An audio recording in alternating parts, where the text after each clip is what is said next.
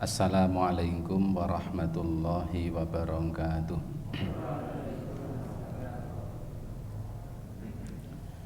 Innal hamdalillah nahmaduhu wa nasta'inuhu wa nastahdi wa natubu ilaih wa na'udzu billahi min syururi anfusina wa sayyiati a'malina may yahdihillahu fala mudhillalah wa may yudlil fala hadiyalah. Asyhadu an la ilaha illallah wahdahu la syarikalah wa asyhadu anna Muhammadan abduhu wa rasuluh. Allahumma sholli wa sallim wa barik ala nabiyyina Muhammadin wa ala alihi wa ashabihi wa man tabi'ahum bi ihsanin ila yaumiddin.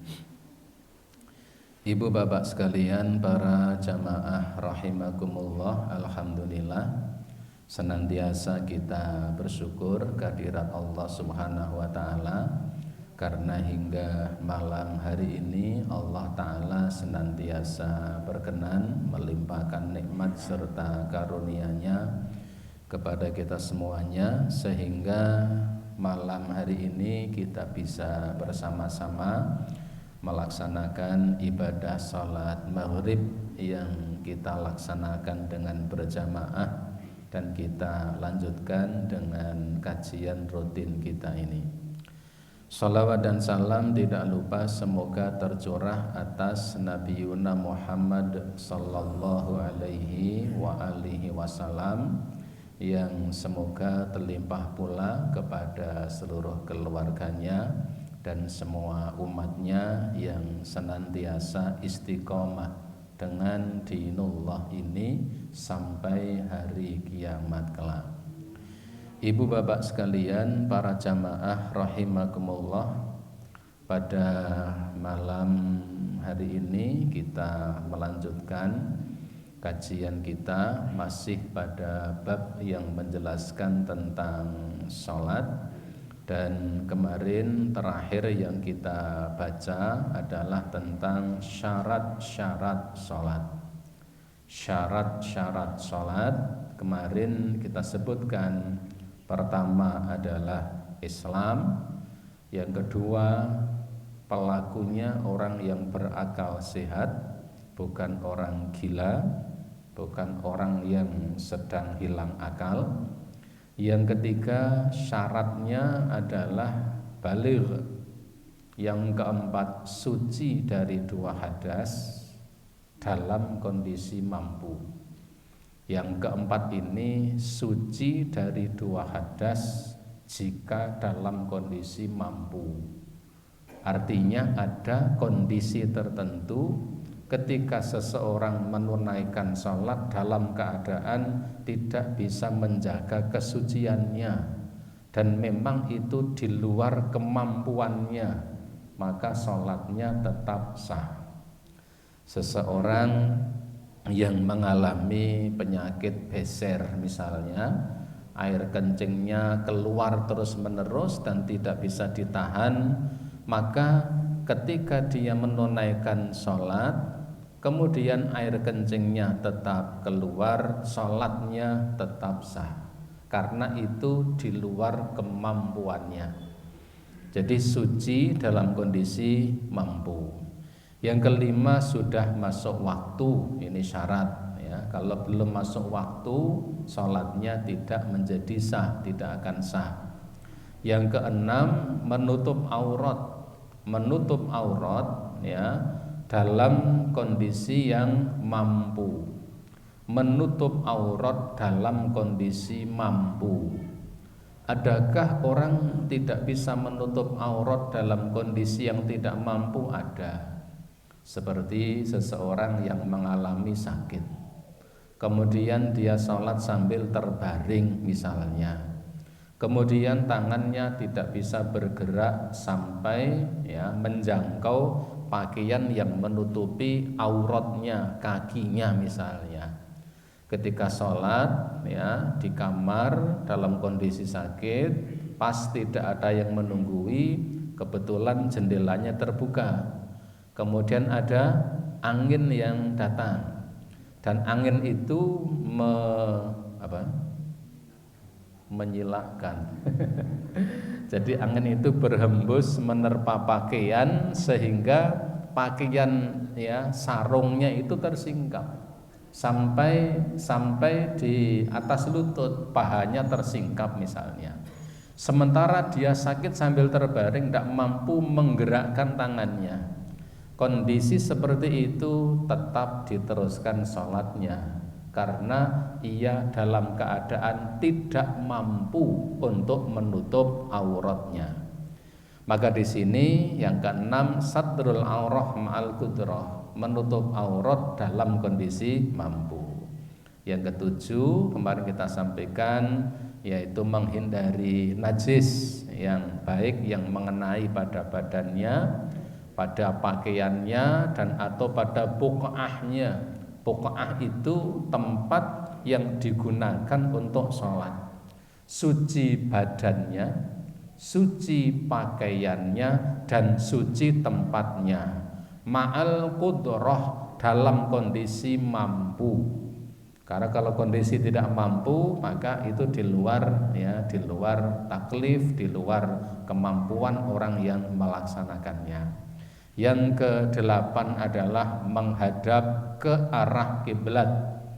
Menghadap kiblat dalam kondisi mampu, ya, bukan menghadap ke arah Ka'bah, tapi menghadap ke arah kiblat, bukan menghadap Ka'bah. Kalau menghadap Ka'bah itu hanya khusus orang-orang yang ada di area Masjidil Haram yang bisa menatap Ka'bah bi'ainihi, dengan matanya. Kita ini hanya bisa mengarah ke arah kiblat, baik bisa persis 100% ataupun barangkali tidak bisa 100%, tetapi mengarah kepada kiblat. Karena kalau seperti kita kondisi di Indonesia ini, saya yakin tidak ada yang bisa memastikan bisa 100% arah Ka'bah, tidak ada. Semuanya hanya perkiraan, baik dengan alat, dengan ilmu rumus-rumus tertentu maupun dengan alat-alat yang tertentu. Kecuali kalau ibu bapak punya benang, ditarik dari Ka'bah terus sampai ke sini, tapi sing narik sopo itu baru bisa lempeng, ya. Jadi dengan Google Earth misalnya itu sarana, tapi jaminannya juga tidak ada. Dengan alat-alat itu sekedar mendekatkan ke arah yang lebih pas gitu. Jadi menghadap ke arah kiblat dalam kondisi mampu. Adakah tidak menghadap kiblat kondisi tidak mampu? Ada. Seperti misalnya ada seseorang melaksanakan sholat, menunaikan sholat di tengah perjalanan. Misalnya sedang safar, sedang melakukan perjalanan jauh. Di tengah-tengah perjalanan kemudian datang waktu sholat. Sementara dia tidak tahu arah kiblatnya kemana, tidak tahu. Maka yang dilakukan apa? Pertama, bertanyalah kepada orang-orang yang mengetahui arah kiblat. Kiblatnya pun Pak mriko, kita ikuti, ya, karena memang dia orang situ yang tahu arah kiblat. Kalau kita bertanya pada yang tidak mati, yang tahu, tidak ada. Arek takon rano wangping, tidak ada orang sama sekali. Apa yang dilakukan kedua? Melihat tanda-tanda alam. Misalnya kalau siang hari melihat arah terbitnya matahari atau arah posisi perputaran matahari, itu bisa menjadikan satu guidance, satu penunjuk arah. Atau kemudian pakai kompas, ya, sekalipun kompas pun juga, kompas itu kan bisa terpengaruh medan magnet gitu kan. Ada logam-logam yang ada di kanan kirinya, itu akan mempengaruhi. Seperti kalau kita pakai kompas dalam masjid ini, ada kondisi seperti ini, ada logam-logam yang banyak, kompas ditaruh di situ, nanti dipindah ke sana, dipindah ke ujung sana, itu akan ada pergeseran, tidak bisa persis. Ya, jadi itu hanya wasilah. tanda-tanda alam kok tidak mampu, maka berijtihad sesuai keyakinannya sendiri-sendiri. Kiblat ki kono, aku yakin kono, ya sudah pakai itu. 4 orang beda semuanya, orang aku ngarani kono, yakin kono. Keempat orang itu boleh untuk sholat dengan kiblatnya masing-masing, karena itulah yang diyakini. Kalau dia ragu akan kiblatnya, dia mengikuti orang yang dia yakin, kan itu. Kecuali kalau dia yakin, enggak, aku yakin kono, yakin kono. Yang satu, enggak, itu yakin sana. Semuanya berpegang pada keyakinannya masing-masing. Kalau ragu berarti mengikuti orang yang lebih yakin, sekalipun ternyata kiblatnya tidak benar. Tetapi sekalipun kita yakin, ya, tetapi ketika di tengah-tengah sholat ada orang yang membetulkan, Pak, kiblatnya itu sana, boten teng mriku. Luah, aku yakin kok. Nah, tidak bisa, karena sudah ada yang lebih tahu tentang kiblat. Jadi kiblat itu mengarah ke arah kiblat, bukan menghadap ke Ka'bah, bukan. Ya, sehingga kalau dalam Al-Qur'an itu fawalli wujuhakum kiblatan dan seterusnya, itu ayat yang menjelaskan tentang menghadap ke arah, ya, ke arah kiblat, ke arah Ka'bah, bukan menghadap Ka'bahnya. Yang kesembilan adalah niat, ya, niat termasuk syarat-syarat salat. Nah, Ibu Bapak, yang dinamakan syarat salat itu hal-hal yang terpenuhi sebelum salat itu dilakukan sampai ketika salat itu dilakukan. Syarat yang harus dipenuhi atau sesuatu yang harus dipenuhi. Jadi syarat itu artinya sesuatu yang harus dipenuhi semenjak sebelum sholat itu dilakukan. Contoh suci, balik, Islam, itu sebelum sholat dia sudah suci, sudah balik dan orang Islam. Itu syarat sholat. Yang berikutnya adalah, ya, fi arkaniha, rukun-rukun sholat. Nggih.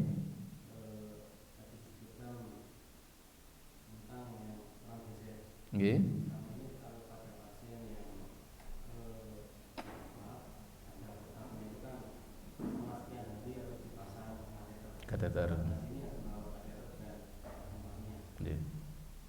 Bagaimana hukumnya itu yang kedua, ada juga pasien yang karena fungsi kandungannya itu kurang begitu baik, maka dikasih selang lewat pinggangnya, masukkan ke ureter langsung. Nah, akan itu harus selang kecilnya itu. Gimana itu? Ada beberapa fatwa di kalangan para ulama. Kalau di MUI itu ada fatwa MUI terkait tentang pemakaian kateter. Apa namanya? Kateter, ya, pemakaian kateter. Artinya begini, ketika seseorang memang dia harus menggunakan alat seperti kateter dan lain sebagainya, ketika memang itu dibutuhkan, meskipun dalam perjalanan sholatnya ternyata ada najis yang keluar, sholatnya tetap sah.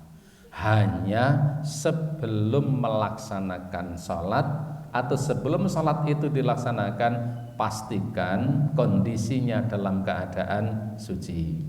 Artinya, ya, kateternya yang memang memungkinkan di situ ada saluran najisnya dibersihkan.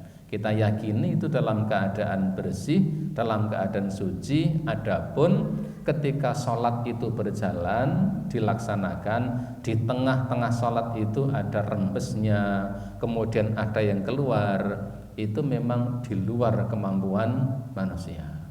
Sehingga kalau di fatwa MUI terkait tentang kebolehan sholat orang yang mengenakan kateter itu, memang itu dalam kondisi darurat. Ad-daruratu tubihul mahdurat. Maka tadi disampaikan tentang suci tadi adalah ma'al qudrah, menjaga kesucian badan, menjaga kesucian pakaian, menjaga kesucian tempat. Ma'al qudrah, memang dalam kondisi mampu. Ketika di luar kemampuan ya, atau di luar kondisi yang tidak mampu, maka itu masuk dalam kategori kondisi yang darurat. Kaidah yang dipakai oleh para ulama, ad-daruratu tubihul mahdurat. Kondisi yang darurat itu bisa membolehkan perkara yang mestinya perkara itu tidak boleh. Sholat kok air kencingnya keluar, tidak boleh dalam kondisi normal. Tapi dalam kondisi darurat, maka perkara yang mestinya tidak boleh menjadi boleh karena kedaruratannya.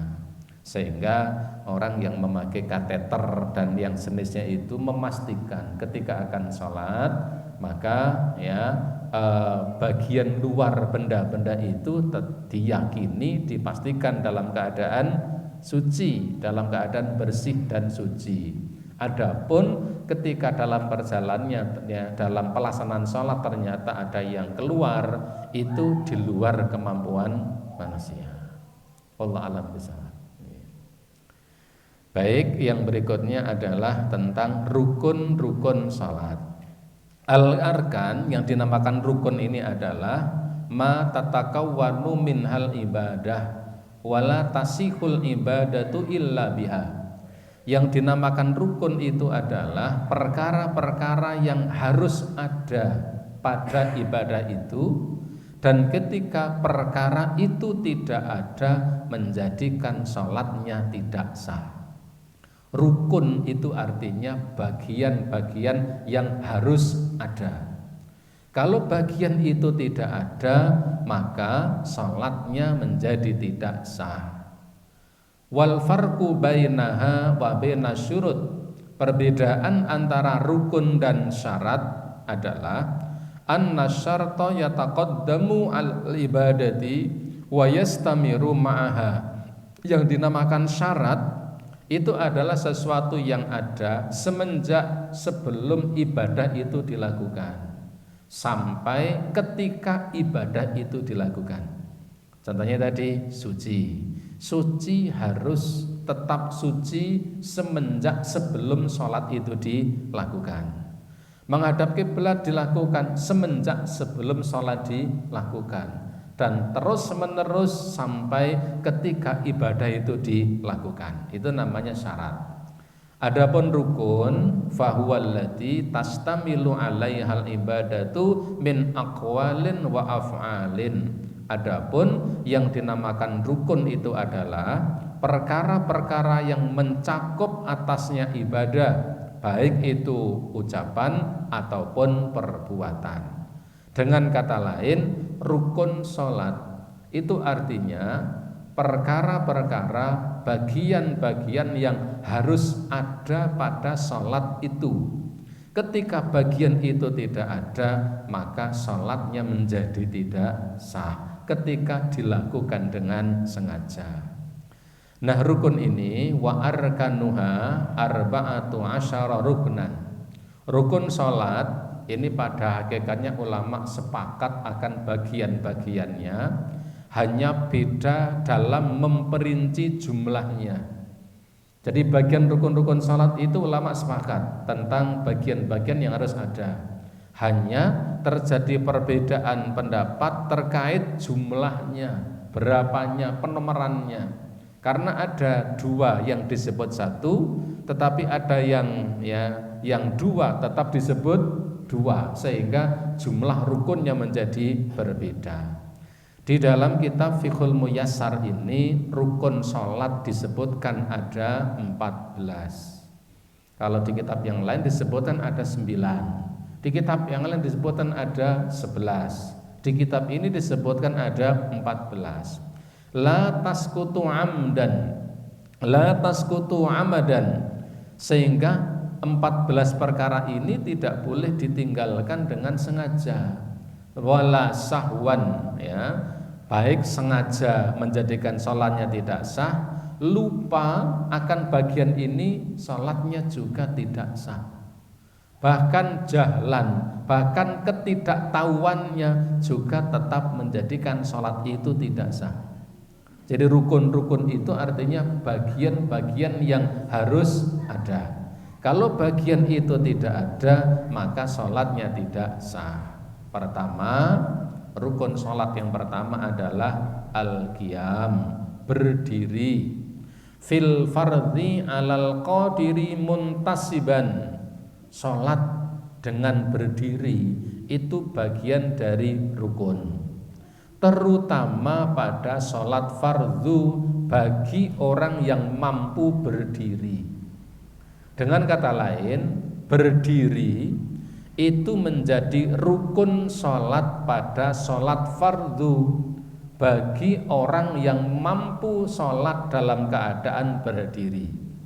Ini artinya apa? Berarti kalau sholat sunnah berdiri itu bukan menjadi bagian dari rukun. Kalau sholat sunnah. Demikian yang kedua, bagi orang yang tidak mampu berdiri, sekalipun sholat fardu maka boleh untuk tidak berdiri. Tetapi orang yang mampu berdiri, sholatnya harus berdiri. Mampu berdiri, sholat fardu kok tidak berdiri, maka sholatnya tidak sah. Liqouli ta'ala, berdasarkan firman Allah Ta'ala, wa qumu lillahi qanitin, dan wa qumu, berdirilah kalian untuk Allah qanitin, dengan cara yang khusyuk. Perintah untuk menunaikan sholat dalam keadaan berdiri dalam kondisi mampu. Mampu baik kondisi badannya maupun kondisi yang melingkupinya. Jadi kondisi badannya memang dia mampu, atau mampu dalam arti kondisi yang melingkupinya, seperti seseorang yang sholat di atas kapal misalnya. Kapalnya tidak terlalu besar, dia harus sholat di kapal itu, sementara ombaknya cukup besar. Sementara yang naik kapal itu orang gunung, yang memang jauh dari laut, seperti orang Temanggung misalnya. Temanggung itu kan jauh dari laut, Kalau dikalkulasi, tidak semua penduduk Temanggung itu bisa berenang. Kalau toh bisa itu paling gayanya gaya batu, cemplung langsung berumbus-berumbus, anglep kan begitu. Nah, di kapal, di atas kapal ini kondisi fisik itu mampu untuk berdiri, tapi kondisi yang melingkupi tidak memungkinkan untuk berdiri. Maka kalimat mampu di situ, mampu berdiri baik mampu secara fisiknya maupun kondisi yang melingkupinya. Wali qauli sallallahu alaihi wasallam, dan berdasarkan sabda Nabi sallallahu alaihi wasallam kepada Imran bin Husain, beliau mengatakan, sholli qaiman, sholatlah kalian, sholatlah kamu dalam keadaan berdiri. Ini Nabi mengatakan kepada Imran bin Husain, kalau kamu sholat lakukan dengan berdiri. Fa illam tastati fa qaidan, tapi kalau kamu tidak mampu melakukan dengan berdiri, fa qaidan, maka kamu bisa melakukannya dengan duduk. Ketika memang tidak mampu untuk berdiri. Tidak mampu berdiri bukan menjadi alasan untuk tidak sholat karena tidak mampu berdiri. Tetapi sholatlah dengan faqaidan, dalam keadaan duduk. Fa illam tastati fa'ala janbin, kalau duduk tetap tidak mampu, maka lakukan fa'ala janbin, dengan cara berbaring. Beberapa ulama mendefinisikan berbaring yang lebih utama jika mampu adalah berbaring dengan tidur, sisi kanannya ada di bawah dan sisi kirinya ada di atas, berbaring miring jika mampu. Jika tidak mampu maka bisa berbaring dengan posisi melumah, itu apa bahasa Indonesianya? Apa? Belum. Telentang kan itu. Maka telentang maka juga itu perkara yang dibolehkan. Fa in tarakal qiyamu fil faridati li udrin, maka ketika seseorang meninggalkan berdiri pada sholat fardu karena ada uzur, misalnya kamardin, seperti karena sakit ya, sehingga tidak mampu berdiri, seperti kena asam ya, urat ya, asam aurat ya, kena asam urat sehingga berdiri tidak mampu karena sakit, untuk berdiri itu sakit ya, wa khaufu wa ghairi dzalik, atau karena kondisi yang menakutkan seperti tadi seorang yang sholat di atas kapal, nek ngadeg ya nanti malah bisa mutah-mutah, malah nanti dia bisa jatuh, kondisi yang ya menyebabkan dia takut. Wa ghairu dzalik, dan selain dari itu fa innahu yu'dzaru bidzalik, maka kondisi seperti ini maka menjadi uzur, alasan dibolehkannya seseorang sholat fardu tidak dalam keadaan berdiri. Tetapi orang yang mampu berdiri, sholat fardu harus berdiri, karena berdiri pada sholat fardu itu adalah rukun dari rukun-rukun sholat.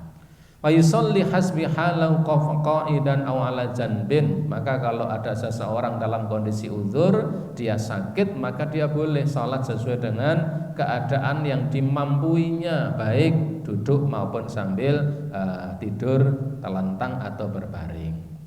Amma sholatun nafilata, nah, ini yang menarik.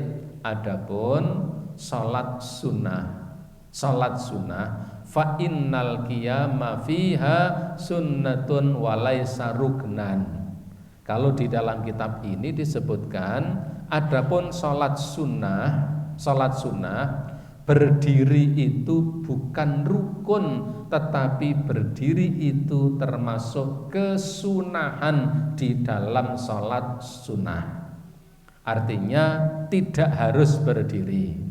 Lakinna sholatal qa'im fiha afdalu min sholatil qa'id, tetapi meskipun sholat sunnah itu tidak harus berdiri, kalau sholat fardu harus berdiri, kecuali dalam keadaan punya uzur. Tetapi sholat sunnah boleh untuk tidak berdiri. Hanya saja sholat seseorang sambil berdiri, meskipun itu sholat sunnah, afdalu min sholatil qa'id, itu lebih utama dibanding sholat sambil duduk. Meskipun duduk itu boleh, sebagaimana disebutkan dalam hadis Muslim, Rasulullah mengatakan salatul qa'idi ala nisfi min salatil qa'im. Salat orang yang duduk itu pahalanya separuh dari orang yang sholat dalam keadaan berdiri. Ini khusus pada sholat sunnah. Jadi kalau kita sholat sunnah ini sebenarnya boleh dalam atau dilakukan dengan duduk, hanya saja pahalanya kena korting, pahalanya kena diskon 50%. Pahalanya separuh dari orang yang sholat sambil berdiri.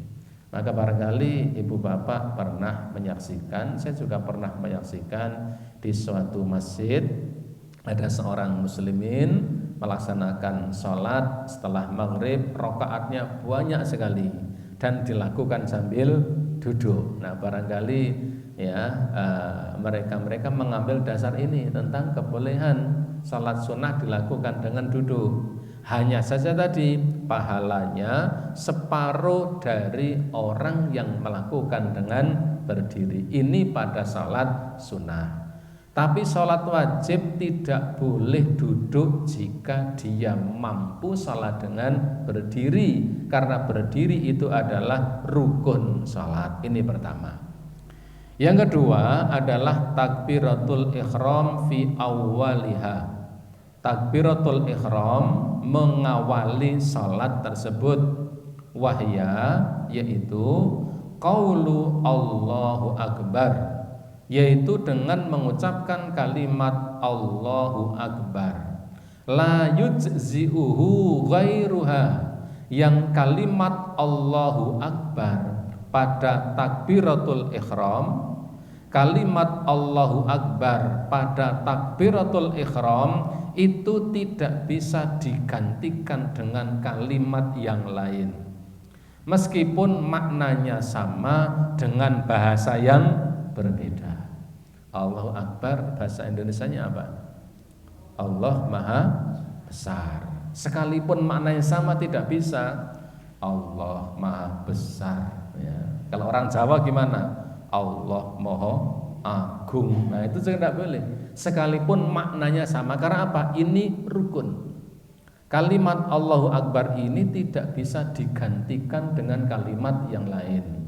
Dan itu harus dilaksanakan. Kalau tidak ada takbiratul ihram, maka sholatnya tidak sah. Gerakannya ini sunnah. Tapi kalimat Allahu Akbarnya itu adalah wajib ya, karena itu bagian dari rukun. Maka banyak variasi ketika mengangkat tangan dalam keadaan takbiratul ihram. Ada yang sejajar dengan daun telinga. Daun telinga saja ada yang memanai bagian atas di sini, ada yang memanai boleh bagian bawah. Ada yang jempol itu harus persis dengan telinga. Bahkan ada yang memani harus ngenul. Ngenul itu apa namanya? Ya, sehingga kita sering melihat Allah Akbar itu begini. Allahu Akbar. Nah, ini ngenul apa namanya? Nah, ini apa namanya? Telinga bagian bawah. Ada yang memani demikian. Ada yang sejajar dengan bahu. Allahu Akbar. Tetapi tetap mengangkat kedua telapak tangannya dan direnggangkan. Allahu Akbar. Tidak ngedual, karena itu contoh dari Nabi. Allahu Akbar, ini yang tidak boleh ya. Allahu Akbar kok ngedual ya. Kadang hanya begini saja, dari bawah kemudian Allahu Akbar ya. Allahu Akbar. Sahkah? Sah. Karena rukunnya adalah Allahu Akbarnya. Tangan diangkat itu adalah bagian dari sunnah. Setelah diangkat bersedekap, sedekap itu juga bagian dari sunnah. Tapi kalimat Allahu Akbar tidak boleh diganti dengan kalimat yang lain. Bahasa Inggris tidak boleh, bahasa Jawa tidak boleh, bahasa Indonesia tidak boleh, sekalipun maknanya sama. Maka di sini katakan la yujzi'uhu ghairaha. Kalimat Allahu Akbar pada takbiratul ihram itu tidak bisa digantikan dengan kalimat yang lain. Kudu Allahu Akbar. Tidak ada kalimat yang lain. Liqauli sallallahu alaihi wasallam lil musii shalah. Sebagaimana sabda Nabi kepada seorang sahabat yang sholatnya itu buruk. Kemudian Nabi meminta untuk mengulanginya dalam hadis yang agak panjang. Ada seseorang masuk masjid, dia sholat, lalu Nabi mengatakan irji fasolli fa innaka lam tusolli. Kamu ulangi sholatnya karena kamu itu sama saja belum sholat. Akhirnya dia pun mengulangi sholatnya. Begitu mengulangi salatnya mendekat lagi pada Nabi dan Nabi mengatakan irji' fasolli fa innaka lam tusolli. Kamu ulangi salatnya sebab kamu itu sama saja belum salat. Ketiga kalinya dia mengulangi, setelah selesai baru dia kepada Nabi mengatakan ya Rasulullah ma uhsinu ghaira hadza. Saya tidak bisa melakukan yang lebih baik dari ini. Fa'allimni, maka ajarilah saya. Maka Nabi mengatakan idza kumta ilas salati fakabbir. Kalau kamu menunaikan salat, berdiri untuk salat, fakabbir, maka bertakbirlah. Takbir itu adalah Allahu Akbarnya, bukan mengangkat tangannya. Jadi takbiratul ihram itu kalimat takbirnya, bukan mengangkat tangannya. Mengangkat tangan banyak variasi, begini, ada yang begini, ada yang semangatnya begini. Allah, ya, enten tahu? Dhuwur nih kok. Allahu Akbar. Ada yang Allah suwi. Kok ini loro banget gitu loh. Jadi kayak abot banget itu, ya. Jadi dari atas itu lama.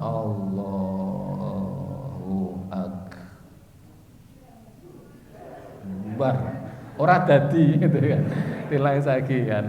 Ya Nabi itu ndak begitu abote, ndak seperti itu kan ya.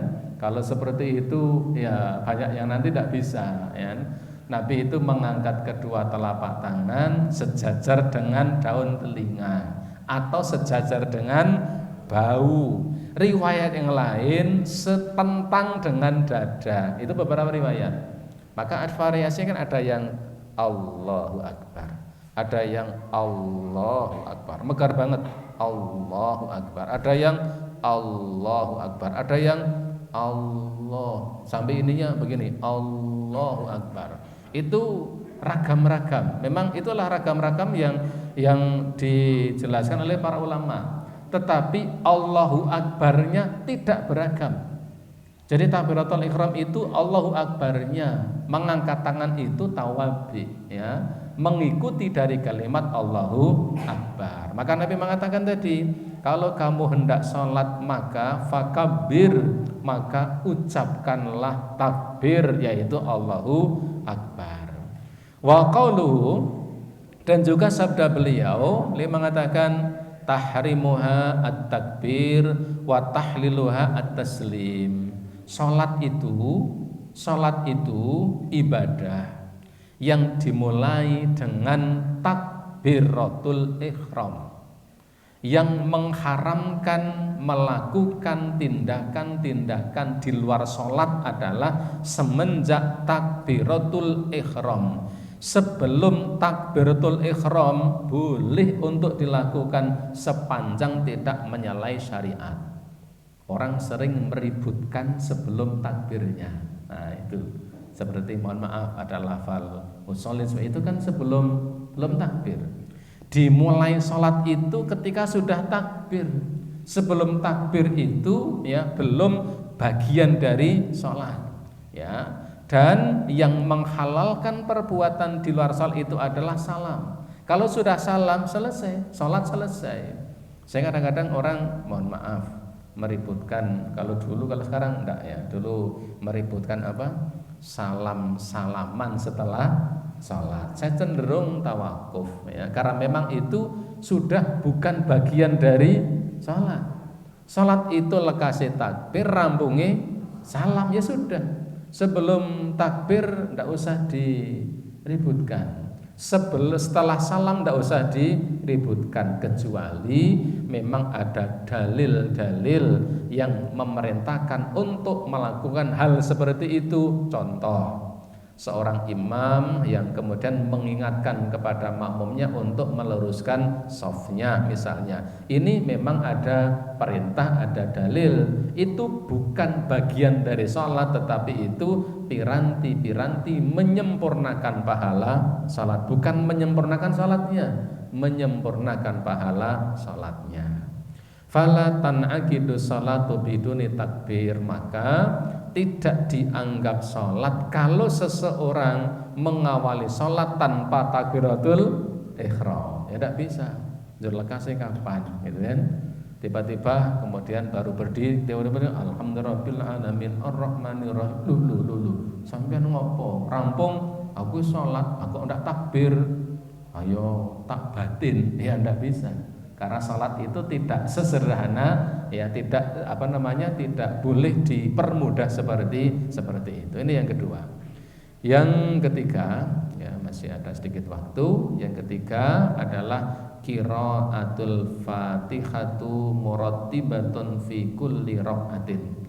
Membaca Fatihah secara lengkap atau urut pada setiap rakaatnya. Membaca Fatihah itu termasuk rukun salat. Berdasarkan sabda Nabi, la sholata liman lam yaqra bi Fatihatil kitab.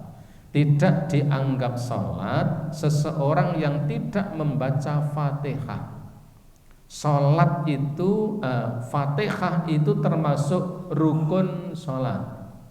Ya, karena Nabi mengatakan tidak sah salat seseorang, dia salat tapi sengaja tidak membaca Al-Fatihah. Wa yustatsna. Nah, ini ada keterangan kecuali atau dikecualikan dari itu adalah masbuk, seperti makmum masbuk. Masbuk itu makmum yang terlambat atau telat. Idza adrakal imamu raki'an au adraka min qiyamihi malam yatamakkanu ma'ahu min qiraatil Fatihah. Terkecuali yang boleh tidak membaca Fatihah itu adalah makmum masbuk, makmum yang ketinggalan, seperti makmum yang hanya menangi rukuknya imam sebelum iktidal dari rukuknya.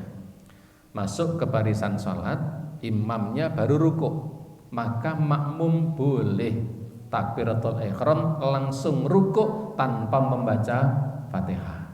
Ada beberapa dalil yang menjelaskan tentang itu. Au adraka min qiyamihi malam yatamakkan mau min qiraatil Fatihah. Atau seorang makmum yang masbuk, dia tidak cukup untuk membaca Fatihahnya. Ketika dia sampai pada Ar-Rahmanir Rahim, ternyata imamnya sudah rukuk.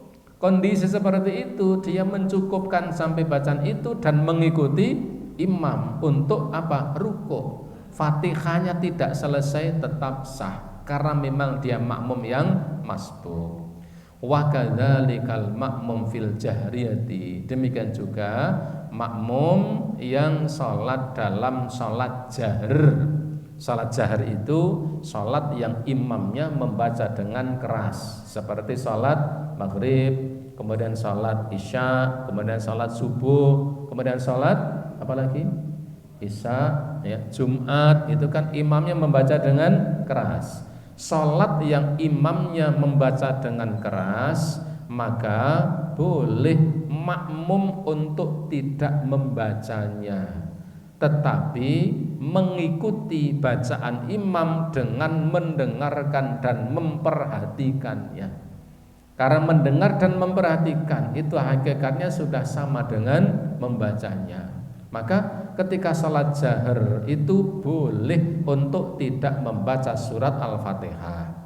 Lakin akan tetapi lau qara'aha fi saktatil imam fa inna dzalikal aula akhdhan bil akhwati. Akan tetapi jika memungkinkan makmum untuk membaca pada sela-sela diamnya imam, saya ulangi, tetapi jika makmum ingin tetap membacanya pada sela-sela diamnya imam, maka itu baik sebagai langkah kehati-hatian. Jadi ketika imam jeda dari waladhdallin kemudian amin, setelah amin kemudian kan biasanya imam ada jedanya.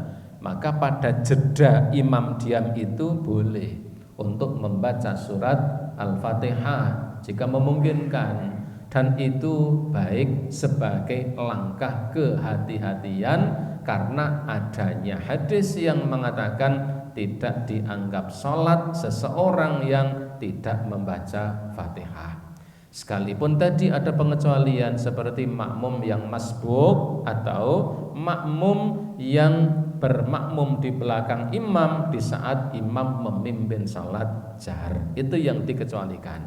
Tetapi kalau kita salat sendiri sengaja tidak membaca Fatihah, Allahu Akbar, kemudian membaca istiftah, Allahumma ba'id atau kabiro misalnya, selesai, kemudian tidak membaca Fatihah, Bismillahirrahmanirrahim, langsung qul huwallahu ahad, sengaja tidak membaca Fatihah.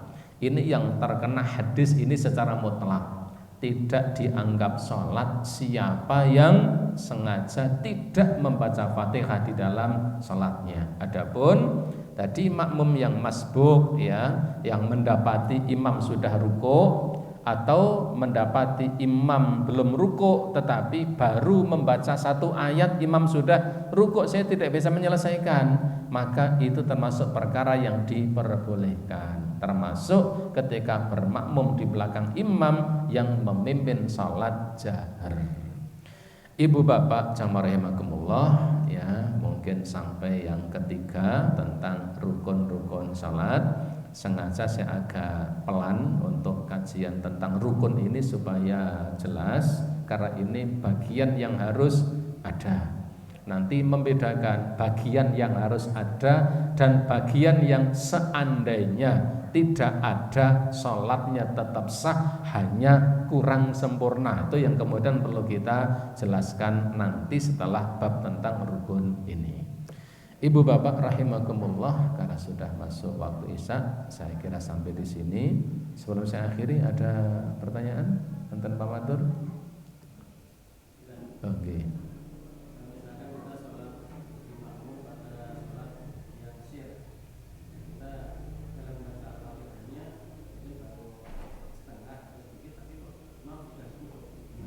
Iya, yang dimaksud itu. Jadi makmum masbuk, baik masbuknya itu makmum datang ke shaf, imamnya sudah ruku. Kita boleh untuk takbiratul ihram langsung ruku tanpa membaca Fatihah, dan itu boleh dianggap sebagai satu rakaat. Karena itu memang masbuk. Itu ada beberapa hadis yang jelas tentang itu. Termasuk apa?